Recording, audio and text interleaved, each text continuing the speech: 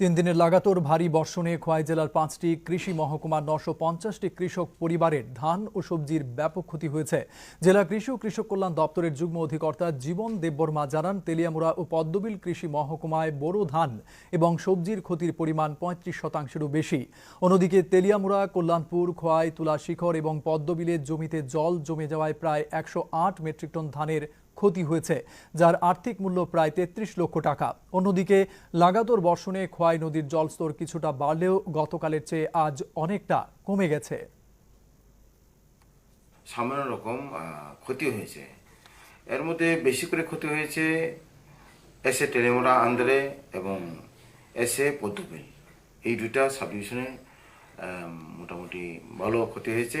তবে ওভারঅল ডিস্ট্রিক্টে এভারেজ মাত্র 10% ফসলের ক্ষতি হয়েছে বলে আমরা আনুমানিক একটা প্রাইমারি